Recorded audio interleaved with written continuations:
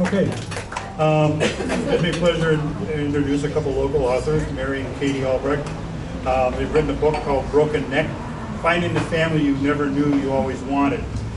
From getting to know one another in the past few years, both Mary and Katie realized they are committed to exploration of mental health and what the lack of strengthening it can do to persons and his or her family. So, Katie and Mary, I'm going to turn it over to you. We're kind of huddled together, so that's why we've been walking side by side. Hi everyone. This is such a cool event. We are so honored to be here. Thank you to the Wild Women's Network and GLMD Chamber of Commerce. This is so cool. And you guys all are such an amazing group of women. Like we're really wowed by this. No pun intended. But so to tell you a little bit about us, we're an aunt and niece pair. I'm the niece. She's the aunt. Yeah. We are, like they said, we are co-authors of our breakout book, Broken Neck. So a little bit more about our story. We are related by blood. My dad was her brother. He's now passed away. And when we grew up, or when I was growing up, I should say, I didn't really know who she was. I saw her at Christmases and the occasional Thanksgiving. We would be at the party and she'd show up a couple hours late and leave a couple hours early. There was those kind of things. And every time I saw her, I always wanted to connect more. She was my cool Aunt Mary, you know? I mean, look at her. Right, yeah. She was always a positive light, but every time I tried to reach out a little bit more to her, I felt like there was a little bit of aloofness to her, but I didn't know why. She kind of kept her distance. She was polite, she was nice, but she didn't want to engage further than the basic "how are you" and all that stuff that you guys probably have all experienced at your family parties. But that all changed in 2015, which is actually the year that our book took place. I had a fallout with my father. He was a person that had many struggles with addiction and also mental illness. And that particular evening, it happened to be the day after my grandma's funeral, so my mother's funeral. He was ordering drugs from a drug dealer, and I was fed up. So I was living with him at the time because I just moved back from college and I had moved out, and didn't know where to go. I was kind of lost when that happened, but I looked through my phone and just off of a whim, decided to call my Aunt Mary, who I did not expect to pick up, but crazy enough, she actually did that night. And it kind of showed me, it was one of the first things that I realized that people don't always do the things that you expect them to. They always react a little bit different. But ever since that phone call, I moved down to Libertyville, where she currently, or at the time had lived, and where she owns a business up on Peterson Road, the fitness loft. I don't know if you guys have heard of it or not, but the two of us became closer. We started to dance around each other a little bit because in our family, when you have a person like who my father was, there was a lot of distrust and not knowing if your family members were just going to go and take his side or not. So we were learning that maybe we can kind of trust each other. There was a little bit of back and forth. We were both kind of hesitant, but we both really wanted this in another person because it was a life that we weren't used to. And while this was happening, my dad was ramping up with just anger. He was, I don't want us to get too, we can't go too far apart from each other. It's symbolic. My dad was ramping up in anger. He did not want us to be around each other, and it showed, but meanwhile he was trying to tear us apart. He was actually pushing us closer together. And there was just a lot of stuff that had happened that year, especially. He would make up a lot of stories why he was ordering these drugs. For instance, he was saying that he was working for the cops, which is why he was ordering these. He was going to a drug dealer and all that, which I apparently didn't know that you have to use and take these drugs in order to be undercover, you know? So we would laugh about this because we're like, this is ridiculous. How is our family like believing all this stuff? Because it was just getting more and more crazy as we went.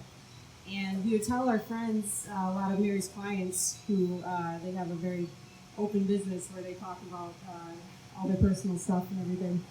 But we would talk about this, and we were amazed by how many people were shocked at how many things could happen in one family.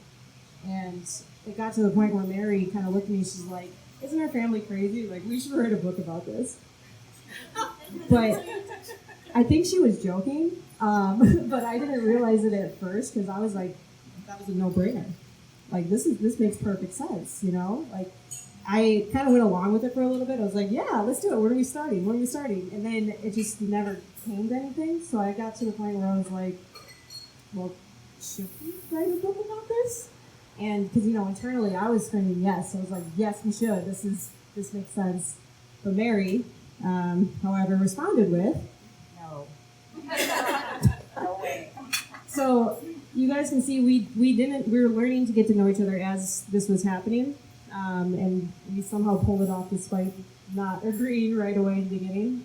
But I'll actually pass it over to Mary, and she'll kind of talk about how we got this thing done a little bit.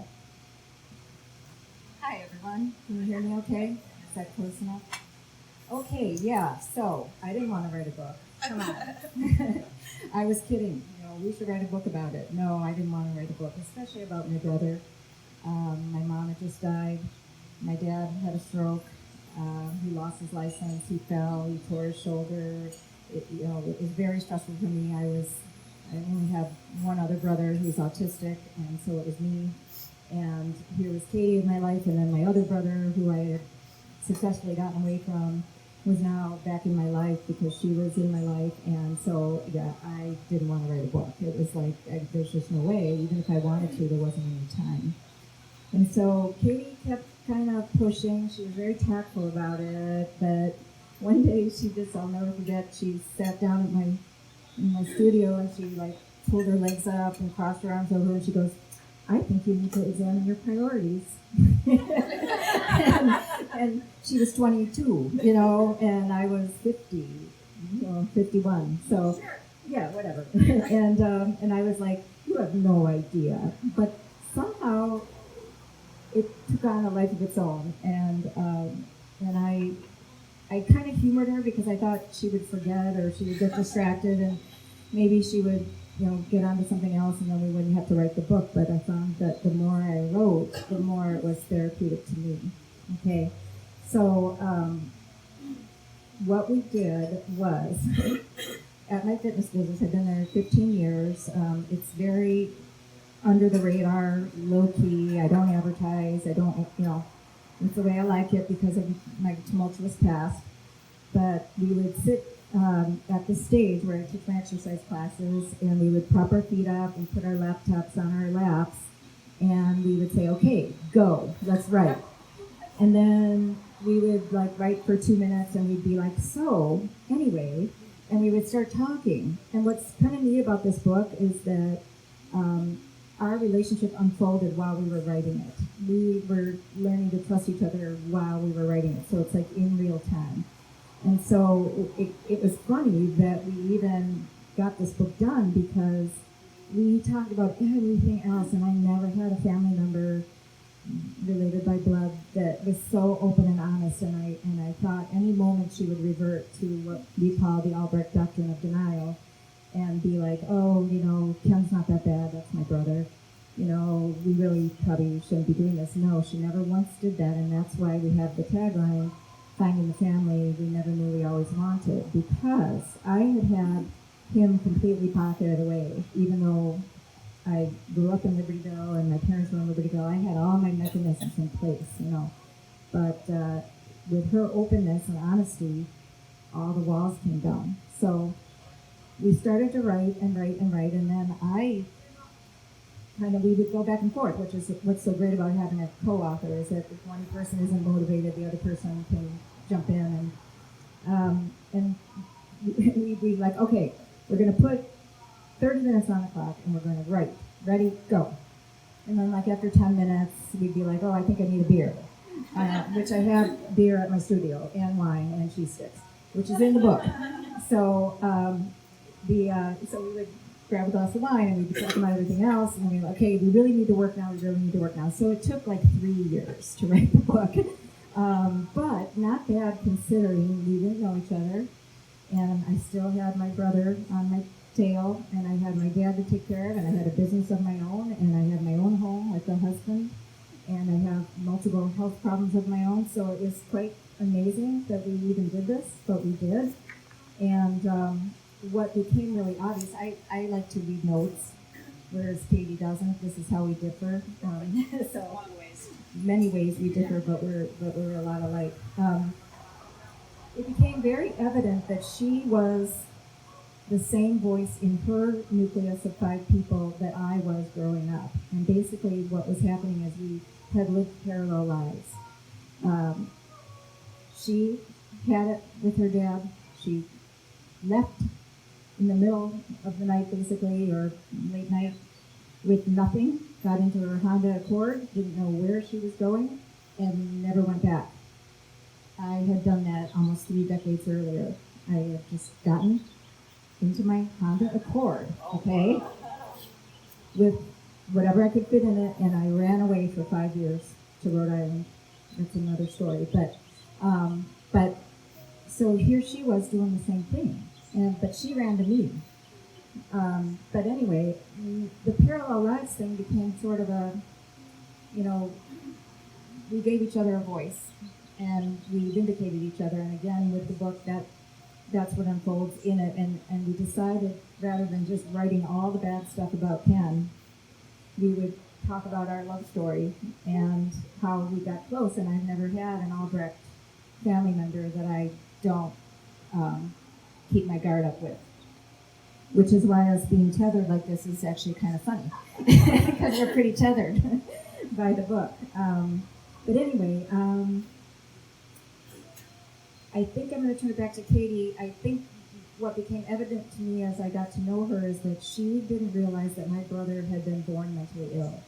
And I'll let her speak to that, but that's how we got to become spokespeople for mental illness as opposed to just addiction, okay? So when I was growing up, I thought my dad was an alcoholic.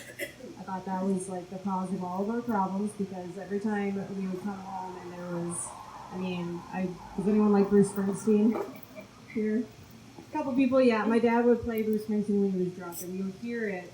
I love the music now, by the way, so just so you guys know. But when I was younger, we would hear it outside our house, and just know that there was just a rage, not in a good way, like not that behind those doors. And we thought that because he was drinking, that was all of his problems. Even in the times that he got sober for, I think the longest stint was like a year or so, when he wasn't drinking, he was still he was terrible. He was mean to us, he was manipulative, he was not an easy person to be around. And we started to wonder then, but we blamed it on withdrawals. Still not knowing that there was more to it than what we had imagined. Then I think 2009 or so, he got into an accident where he got severe frostbite on his hands. He was in a snowbank for about 4 or 5 hours without gloves on, because he was drunk. He was sober for a while, and then he relapsed and got drunk into a snowbank. And then ever since then, he was able to keep his hands, but he had to take pain meds from then on. And it was kind of a transfer of addictions. He went from alcohol, which was like his main vice, to prescription drugs. And this time he had a reason for it. So we didn't have any leverage to kind of get him off it or anything. If we ever tried, it was, oh, you want me in pain. And that last year, he's trying to he had his prescription, where he was getting drugs from the drug dealer also, and doubling up. And I was made out to be the enemy within my family. I felt like I was the problem with all our family members and everything. And it wasn't until Mary and I talked a little bit more where she confided in me and started to trust me more, where she started to tell me that, like, the depth of this abuse extended way further than when he was drinking or under any sort of substance. So I got to learn that this was just kind of a cycle of abuse going over and over again, and I wouldn't have known that without Mary sharing with me what she did about her past, which startled me because there was things that happened that I couldn't have imagined in my household growing up. What was nice about it, though, was that Mary vindicated me when I felt like I was the one that was the problem in the family after, someone going to the street dealers and everything. I felt like I was the one, but she helped me with that. And we hope that every one of you has someone that you can turn to that'll stand up for you and stand with you when things get tough. And just that people that understand, that they know what you're going through, whatever it is, and they're basically tethered to you in whatever way. But yeah, so that's kind of it was really cool because we were learning to get to know each other as this was happening, and we also learned that we are so connected that I can't even describe it. And our book touches on that, but it doesn't even go into the depth of how much that is true with Mary. So we're married, yeah. So yeah, I'll give it to you to wrap up. Okay.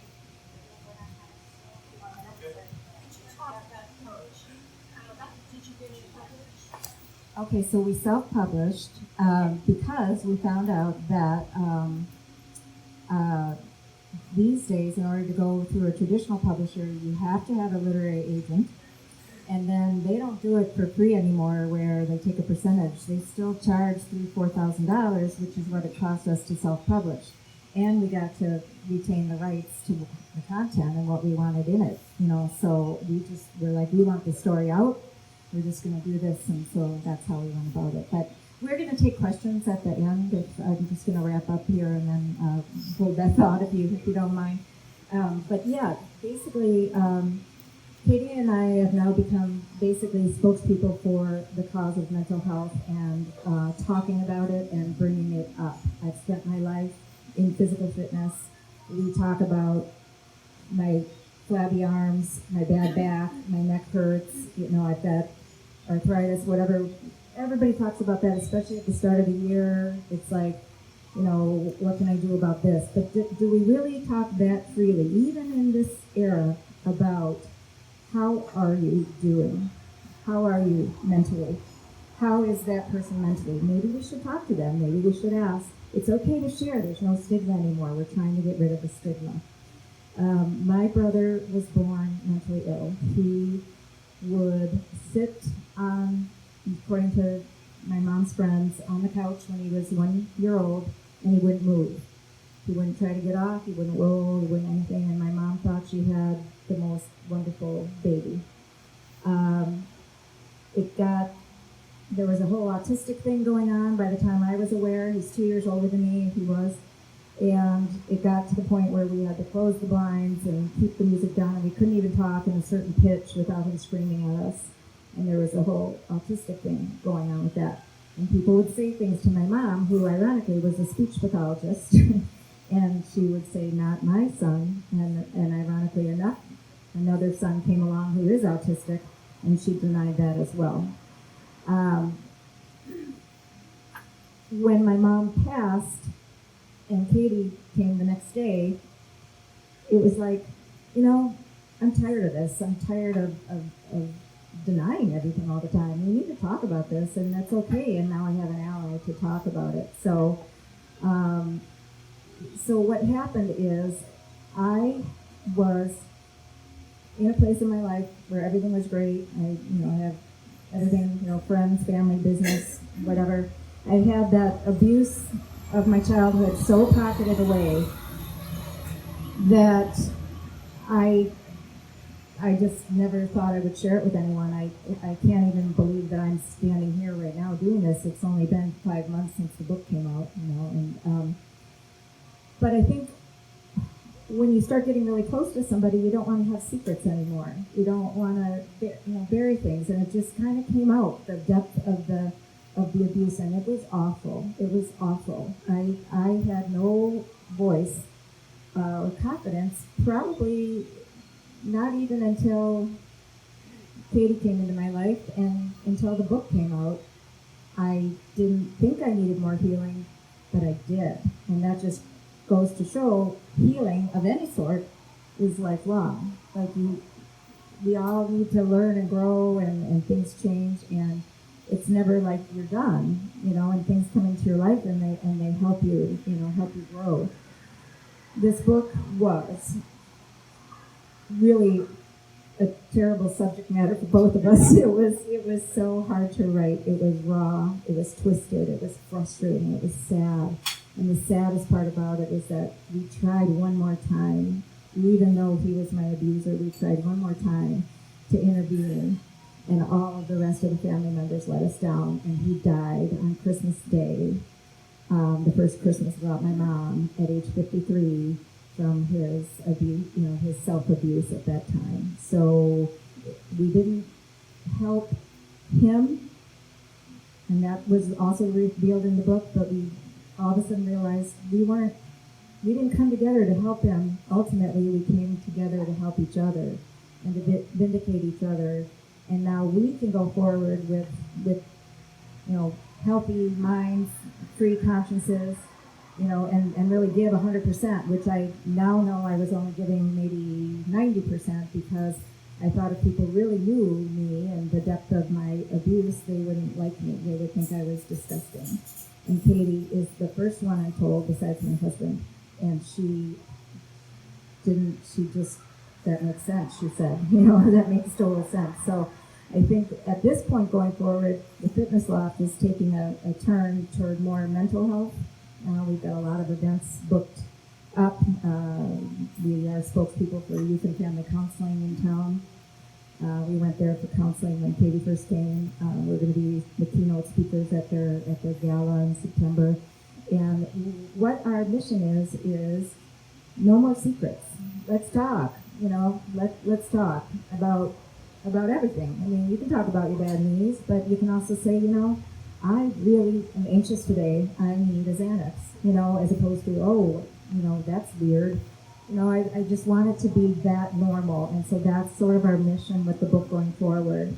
And so if you want to take a look at the book, it's at the table here, and if you want to buy it, you can. However, more of our mission is about talking about mental health, okay, because it all goes together with physical health. So the healing has been amazing, and we both feel like by being so open and authentic that maybe we can help other people do the same. And I'm going to take questions now. You answered my question. Oh. My question was the be-all and end-all being part and getting this out, or where were you going with it, and how is it going to answer that? Okay. With the aim toward mental health, and why did you write it is the question. What does your public get from this? What does your readership get? You just explained that. Otherwise, at the beginning, it just sounded too exotic. And, the book is good for that, but you take me farther, and that was the question. Oh, I appreciate that. How are I'm you not going to take that into the world? right, and that's, we didn't even know when we were writing the book. We didn't even know the ending of the book until my brother died, and then we're like, oh, well, we have our ending. Those And the strangest ways. yeah, When they all of a do. sudden you realize you're being directed and fine. Yep, and you go with it. It's so beautiful. Yeah, thank you, because I'm not sure if you could hear her, but she was just basically what I said at the end is what our mission is that if I can open up, we all can open up. There's a community of support out there, and we just need to talk about it. So, do we have any other questions or comments or for Katie or me? Yes. The thing I kept thinking was, where's your mom? Oh. Anybody else thinking? Where's the mom? Yeah. Who's the mom? My mom is still around. Me and her, she was, for lack of a better word, she was a bit of an enabler while this was happening. And that was actually part of the story that we wrote about. Should I go further down, or is this kind of? Is it okay? Okay. It was hard. She was married to him. You know, this was I think it's like a battered wife syndrome, where they know it sucks, but they don't really know how to get out of it, so they just try to keep the peace, that kind of thing. Which back then I didn't understand, and we now, years removed from his passing, have a really good relationship. But only because we're able to finally just talk about all of it and not pretend like things are gone, essentially. And that took years of healing, therapy, and literally just talking about our stuff to each other and saying, like, this sucks. Finally, you know? Siblings? I'm the youngest of 3. Okay. Yeah. And you're the middle of 3, so. But the same now, the whole family is. The whole family now is talking, except for my younger autistic brother. He won't read the book, but he was there for most of it. But her siblings and my sister-in-law, her mother, everybody now is, I guess so. I was just going to say a few things, or 2 things. But it allowed I didn't share anything with them until the book came out. I let them read it, my sister-in-law and her 2 siblings, and then come to me. That's how I needed to do it. And it was like everybody just took off their guard and said, yeah, we felt the same way. That really sucked. It was terrible being in that house with him. He was horrible. And why did Grandma and Grandpa never help him? And why didn't Mom ever help him? Why didn't we try to help him? We just let him get away with all of this stuff. You know, so it became this whole thing of everybody just saying, we're not going to sugarcoat it with, well, you know, he was okay sometimes. Well, when you're mentally ill, everybody's okay sometimes. You know, like even mass murderers can be nice to a kitty. You know, so that's not a justification for anything. And so I think what's been nice about it is that we have come together. I wasn't sure. I thought maybe I would lose her siblings. I wasn't really close to them anyway, and that I would not ever hear from her mom again, but it was quite the opposite. So. Another question?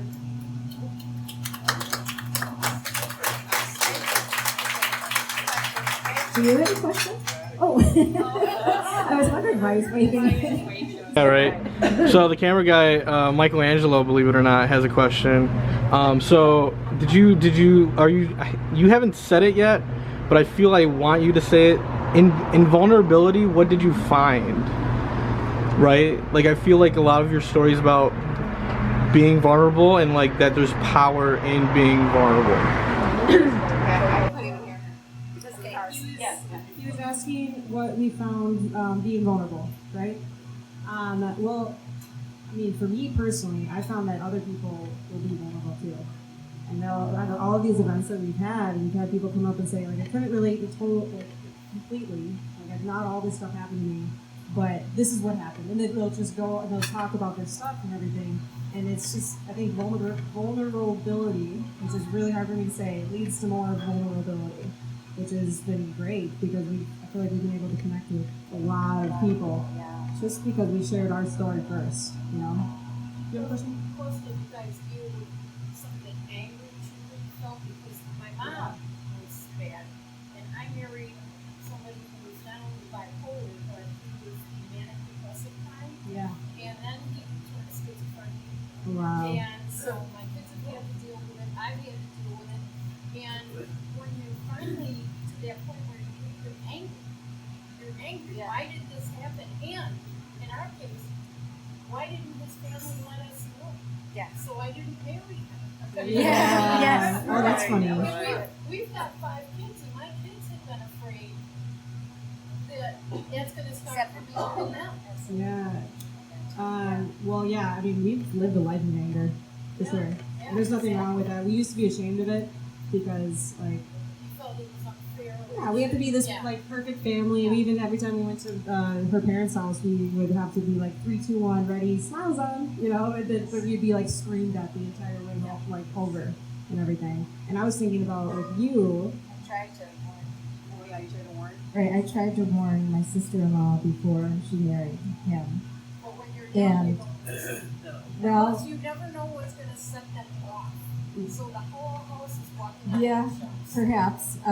And they met and married within a few months, and then right before the wedding, it was already on. You know, does your brother have a dark side? He was having a good period of time. He was only 23 years old. It was summertime. 4 months ago. Yeah, it was just so fast.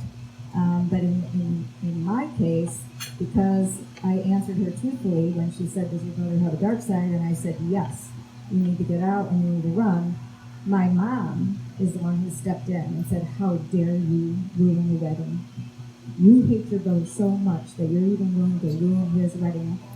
And then she got to Jan, her mother, and you know, before I knew it, the wedding was on, and they got married, and she stayed. So, and then there were kids. So then it was like, well, you know, now my parents had to, you know, he didn't ever work, so they had to keep a roof over their heads and all that. So I just left. I went to Rhode Island and tried to heal, and I came back thinking I was strong, but I wasn't, and I just kind of went under the radar for decades until Katie came along. So here I am, you know. I should have stuck with no. My What? kids will ask me, they're like, Mom, how did you not know? And I'm like, we grew up with Ozzy and Harry. Right. Everything was sunshine and roses. There was no dissension, no bad shows. I mean, Definitely an era thing too, for Yeah. sure. Yes, Yeah. even though that people existed everywhere. You know, my grandma. Oh yeah, I got this nephew. He's not quite right. He lives in the basement. You know, that kind of thing. But some of the shows, you get Happy Days, and you know, Yeah. they're saying Ozzy and Harry. All these, we never even heard of this stuff. So how did we know? right, it definitely is an era thing, and it is evolving quite a Yeah. bit. But it's got a It has long way to go. You know, and that's why we're here. So, all right, are we good? Thank you so much. All right, thank you very much for coming. Thanks, Patty. Okay. Thanks again. They do a wonderful job for us, and it's one of our favorite places to come to. So,